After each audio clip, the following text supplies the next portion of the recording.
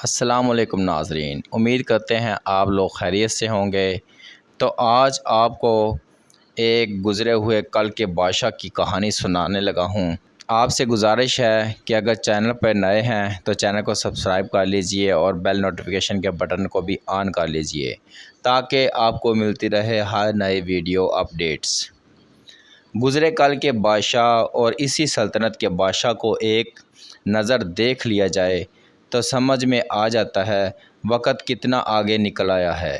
ایک سرکاری دورے پر سعودی عرب شاہ فیصل شہید برطانیہ تشریف لے گئے۔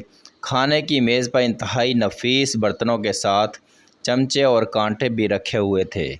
دعوت شروع ہوئی، سب لوگوں نے چمچے اور کانٹے استعمال کیے، لیکن شاہ فیصل نے سنت نبوی کے مطابق ہاتھ ہی سے کھانا کھایا۔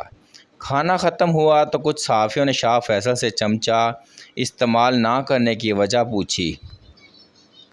شاہ فیصل نے کہا، میں اس چیز کا استعمال کیوں کروں جو آج میرے منہ میں ہے اور کل کسی منہ میں جائیں گے؟ یہ ہاتھ کی انگلیاں تو میری اپنی ہیں، یہ تو ہمیشہ میرے منہ میں ہی جائیں گی، اس لیے میں اپنے ہاتھ سے کھانے کو ترجیح دیتا ہوں۔ ایک دفعہ امریکی صحافیوں کا ایک وفد سعودی عرب دورے پر آیا۔ وہ وہاں ایک ہفتہ ٹھہرا۔ اس دوران وفد کے ارکان نے سعودی عرب میں امن و امان کی صورتحال کا بغور جائزہ لیا۔ انہوں نے اس چیز کو شدت سے محسوس کیا کہ سعودی عرب میں چوری کرنے والے کے ہاتھ سزا کے طور پر کاٹ دیے جاتے ہیں۔ انہیں لگا یہ سزا سراسر زیادتی اور انسانی حقوق کے تقاضوں کے خلاف ہے۔ وفد کو یہ بھی معلوم ہوا کہ دورے جرائم میں مجرموں کو سر عام کوڑوں کی سزا دی جاتی ہے۔ امریکہ میں تو ایسی سزاؤں کا تصور بھی نہیں تھا۔ وفد کی ملاقات شاہ فیصل سے بھی طے تھی۔ ملاقات کے دوران ایک صحافی نے شاہ فیصل سے ان سزاؤں کا ذکر کیا کہ اتنی سخت سزائیں آپ نے کیوں نافذ کر رکھی ہیں؟ یہ تو سراسر انسانی حقوق کے خلاف ہے۔ صحافی کے اس چبھتے سوال سے شاہ فیصل کے چہرے پر کوئی شگن دیکھنے میں نہ آئی، بلکہ انہوں نے اس صحافی کی بات کو تحمل سے سنا۔ جب وہ صحافی اپنی بات مکمل کر چکا تو شاہ فیصل چند سیکنڈ خاموش رہے۔ صحافی یہ سمجھا کہ اس نے شاہ فیصل کو لاجواب کر دیا ہے۔ کچھ دیر رک کر شاہ فیصل بولے، کیا آپ لوگ اپنی بیگمات کو بھی ساتھ لے کر آئے ہوئے ہیں؟ کچھ صحافیوں نے ہاں میں سر ہلائے۔ اس کے بعد شاہ فیصل نے کہا، ابھی آپ کا دورہ ختم ہونے میں چند دن باقی ہیں۔ آپ اپنی بیگمات کے ساتھ شہر کے سونے کی مارکیٹ میں چلے جائیں اور اپنی خواتین سے کہیں کہ وہ اپنی پسند سے سونے کے زیورات کی خریداری کریں۔ ان سب زیورات کی قیمت میں اپنی جیب سے ادا کروں گا۔ اس کے بعد وہ زیورات پہن کر آپ سعودی عرب کے بازاروں اور گلیوں میں آزادانہ گھومیں پھریں۔ ان زیورات کی طرف کوئی میلی آنکھ سے بھی نہیں دیکھ پائے گا۔ 2 دن کے بعد آپ کی امریکی واپس ہوگی۔ کیا وہ زیورات پہنے ہوئے آپ اور آپ کی خواتین بلا خوف و خطر اپنے اپنے گھروں کو پہنچ جائیں گے؟ جب شاہ فیصل نے صحافیوں سے یہ پوچھا تو سارے صحافی ایک دوسرے کا ہونکوں کی طرح منہ تکنے لگے۔ شاہ فیصل نے دوبارہ پوچھا تو چند صحافیوں نے کہا، بلا خوف و خطر ایئرپورٹ سے نکل کر گھر پہنچنا تو درکنار، ہم ایئرپورٹ سے باہر قدم بھی نہیں رکھ سکتے۔ شاہ فیصل نے جواب دیا، سعودی عرب میں اتنی سخت سزاؤں کا نفاذ ہی آپ کی پریشانی کا جواب ہے۔ آپ نے اپنے سوال کا جواب خود ہی دے دیا۔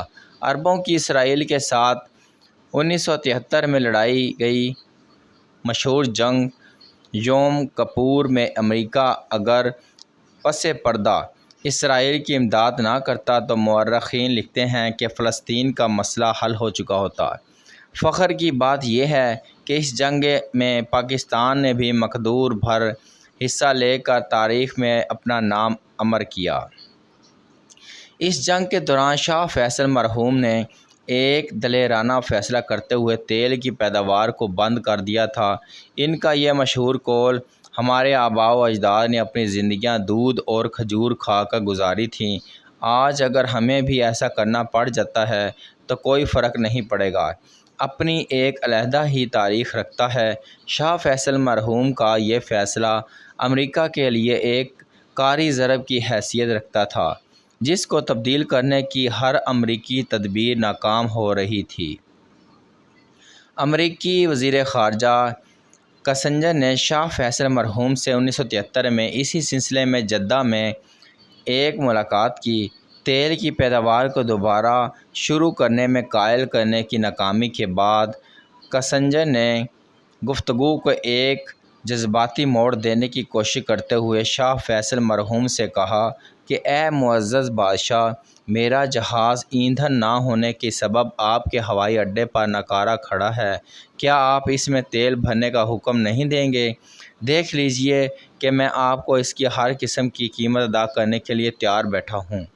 کسنجر خود لکھتا ہے کہ میری اس بات سے ملک فیصل مرحوم کے چہرے پر کسی قسم کی کوئی مسکراہٹ تک نہ آئی، سوائے اس کے کہ انہوں نے اپنا جذبات سے عاری چہرہ اٹھا کر میری طرف دیکھا اور کہا، میں ایک عمر رسیدہ اور ضعیف آدمی ہوں، میری ایک ہی خواہش ہے کہ مرنے سے پہلے مسجد اقصیٰ میں نماز کی 2 رکعتیں پڑھ لوں۔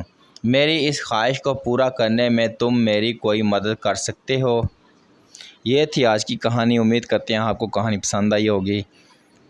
دوستوں کے ساتھ شیئر کریں اور چینل کو سبسکرائب کریں۔ شکریہ۔